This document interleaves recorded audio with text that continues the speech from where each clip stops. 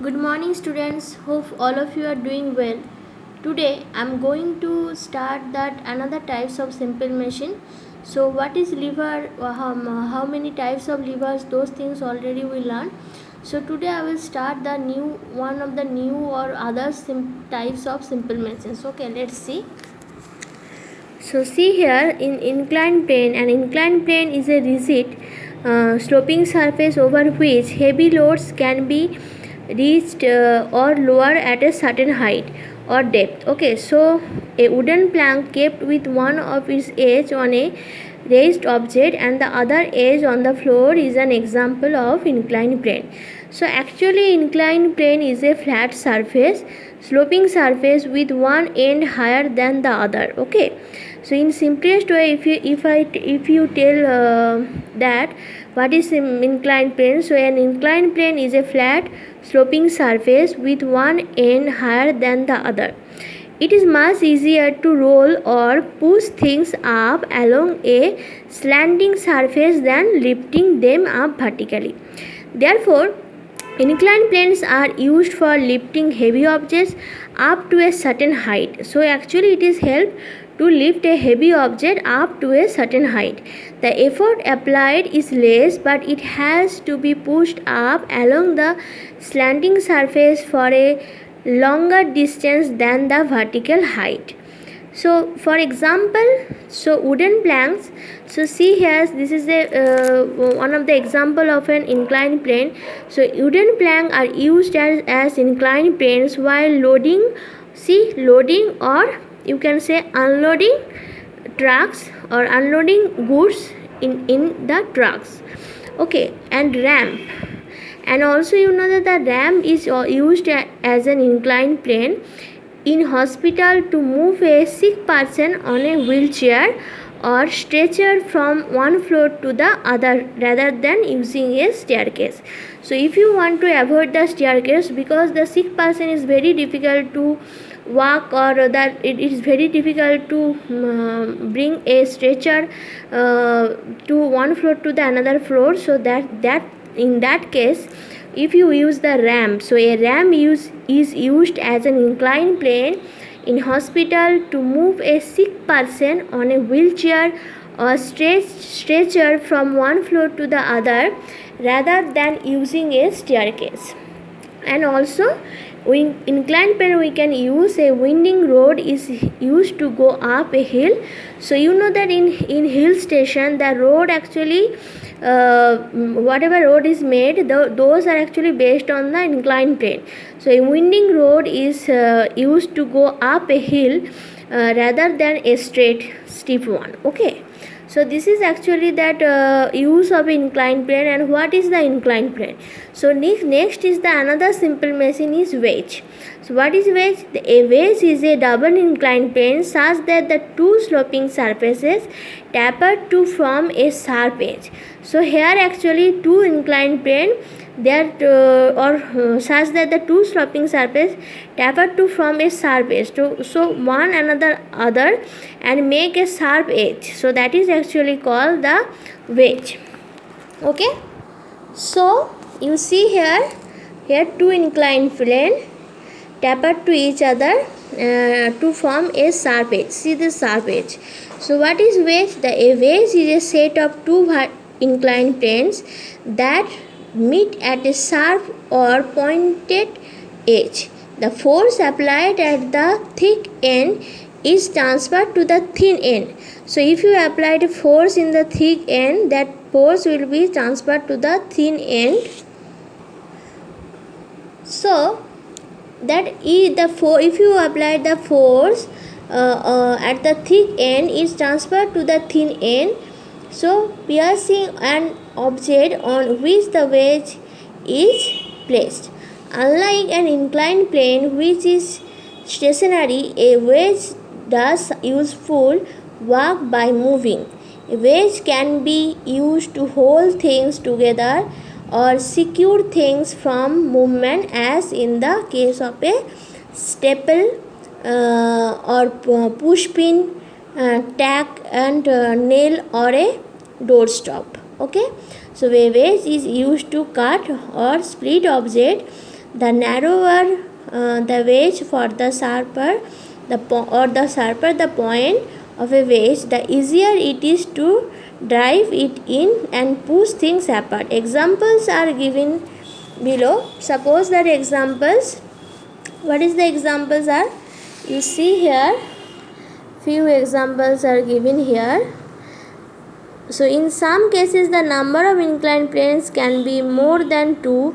When there are more than 2 sloping surfaces, they generally taper to form a very pointed edge. Pins, nails and needles are some examples having a pointed edge. So see here. So these are the example of a wedge, a chisel or an axe. Those are the example of a edge. And another examples are your front. So our front teeth called incisors are wedge. They easily cut the food apart. So our front teeth also example of a wedge, because that help us to cut food apart. The bow or front of a boat is a wedge that allows the boat to move through the water more easily. Knives, eggs and frogs and the nails are the other examples of wedges. Okay, so these are the examples. So now is the another types of simple machine is screw. So what is screw? So a screw is a cylindrical rod marked with winding spiral edge called thread. So see here, so this is actually the cylindrical shape. You see the cylindrical shape and marked with winding spiral. See the spiral wedge called thread. So this is called actually thread, and this is looks like a cylindrical rod. Okay, so what is screw actually? So that screw is actually an inclined plane put into a spiral around a straight rod. The winding is called a thread.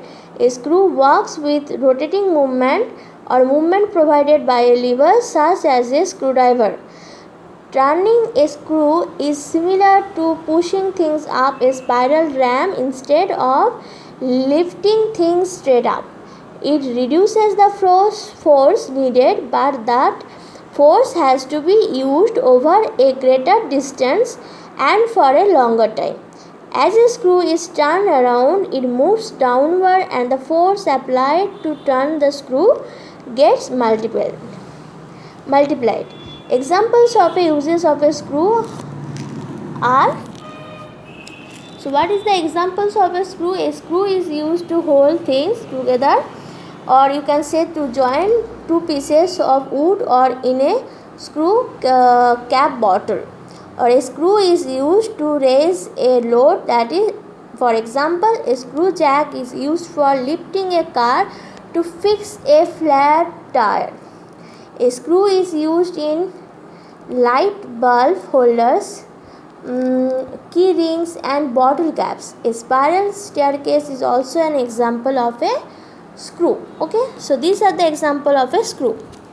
So see, next types of simple machine is the another type of simple machine is pulley. This is very much important, because in our daily life we use this all those types of simple machines.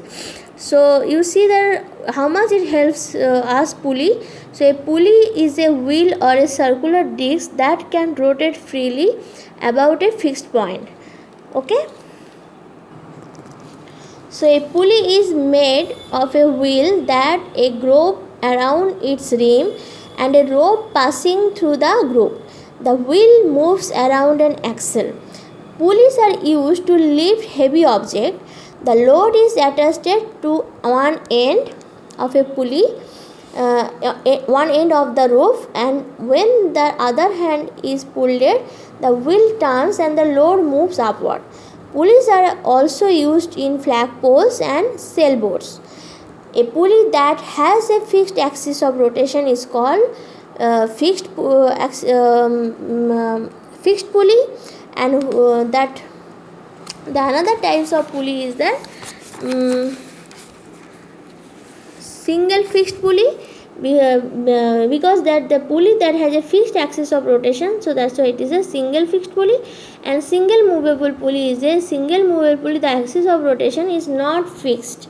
Okay, So a pulley in which the axle is free to move in space is called a single movable pulley. A single fixed pulley changes the direction of the applied force. Actually, most of the pulley in generally, a pulley changes the direction of the applied force from the upwards against gravity to downwards towards the gravity. Okay.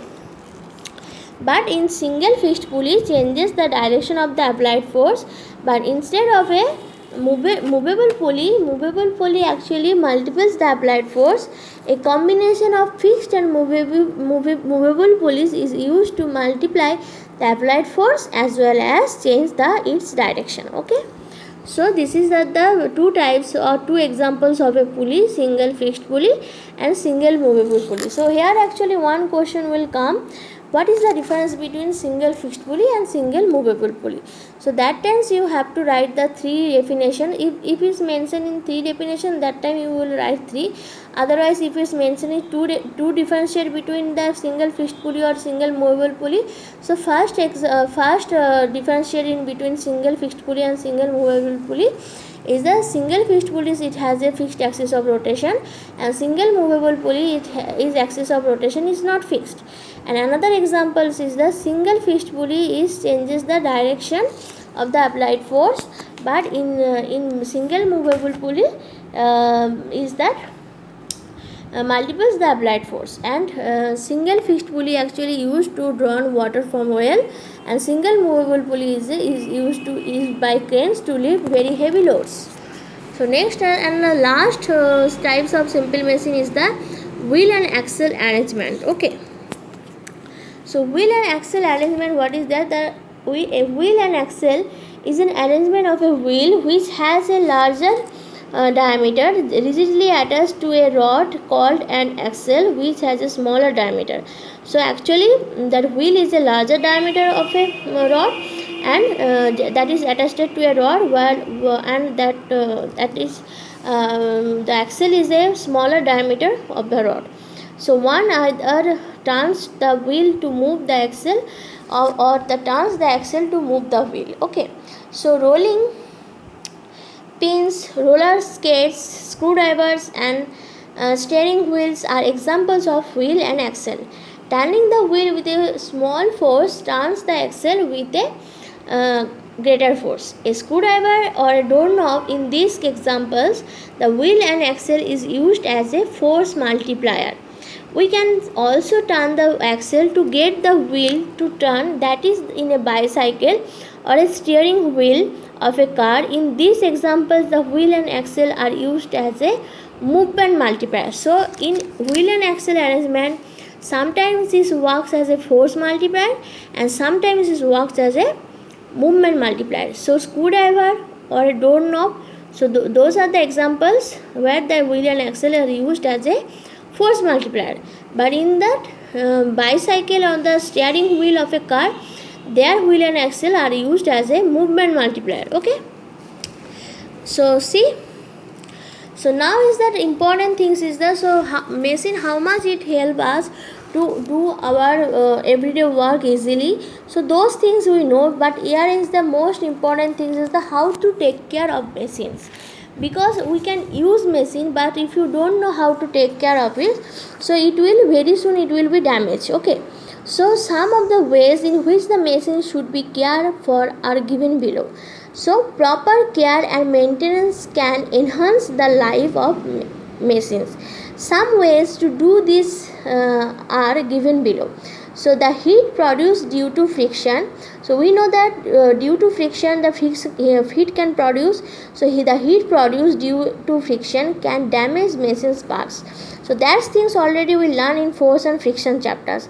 So therefore the movable parts of a machine should be oil or grease regularly to reduce friction. So that's points actually you can write easily, because that things already we learn in from force and friction chapter. So by using a oil or grease, that can be help to reduce the friction. So we can take that way, we can take care of a machine. Or machine's parts that are made of iron should be protected from moisture to prevent rusting. This can be done by painting these parts. Or also when we do not use those machines, you should be kept covered to protect them from dust. So when we are not using those kind of machines, so that time you have to take the machine should be kept covered to protect them from dust. Okay, so machines should be kept in a clean environment which is free from dust and moisture. When not in use, machines should be kept covered to prevent the collection of dust on them. A machine made of iron should be protected from dust by coating them with paint. The moving parts of a machine should be regularly oiled with a good quality machine oil to reduce friction and wear and tear. So this is the some of the ways to take care of a machines, because proper care and maintenance can enhance the life of machines. Okay, so hope you can understand. So on also students, I provided you that whole chapters. You will see there this exercise, all question answer I am providing you today.